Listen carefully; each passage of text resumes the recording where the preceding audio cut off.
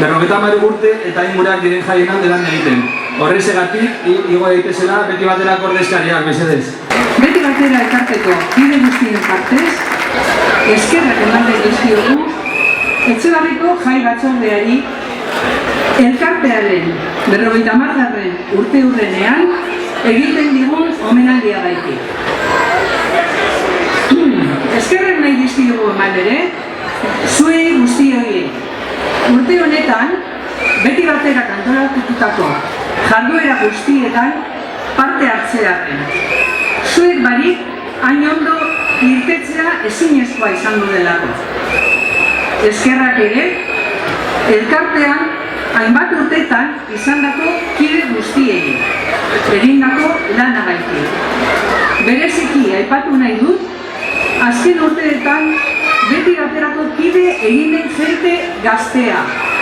Beraiekin elkartea indar berritzea lortu dugulako. Hemendik aurrera ere, gauza pilo egin daitezke. Horregaitik, jendea parte hartzera animatzen dugu, beti batera beste 25 urte edo 50 urte gehiago, zergatik ez, bizirik iraun dezan. Gora Etxebarritar guztia! Gora Etxebarri euskalduna! Gora Etxebarriko jaia!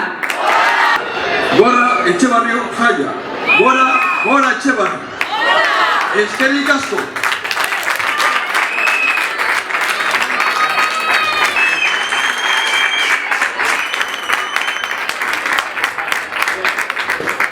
Ekipo, zelan, prest blokeatzeko ala.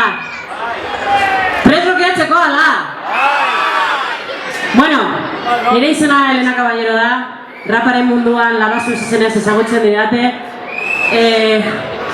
Sé que para la gente del barrio siempre he sido la rara, la diferente, la rapera. Para el mundo de la música en Euskal Herria, para el mundo de la cultura libre, he sido una mujer guerrera. Hoy aquí, en el barrio, no quiero ser Basu, quiero ser Elena, quiero ser una más. Y tengo un par de cosas que sí que me gustaría decir. Lehenengoa, euskeraz mintzatu behar garela. Bai? Ni euskeraz bizi nahi dut. Orduan, orain badaude gauza asko eta proiektu asko euskeraz hitz egiteko. Ausartu, kendo lotza, beldurra, bai? Eta euskeraz bizi, mesedes. Bigarrena, ¿dónde están mis mujeres guerreras? Todas esas mujeres de esas que me gustan a mí, las guerreras. Que sé yo que en este barrio hay mujeres guerreras. Ez ditugun hartuko eraso sexista. Herri honetan ez, bai? Osea, badago protokolo bat, txosnan, bai?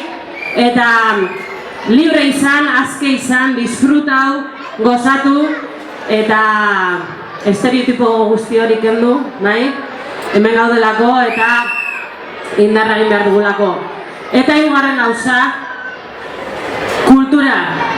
Badakit, hemen futbolari pilo dauzela, eta eskubaloian bebai jolasten duzuela, baina ni erretik alde egin nuen musika egiteko. Eta behar ditugu gauzak pizka bat aldatzea, bai, alkate jauna, behar dugu kontzerturako toki bat, bai, eta kultura librea egitea, así que gauzak aldatzeko prez, egon naiz kanpoan denbora luzean, baina volkatu naz.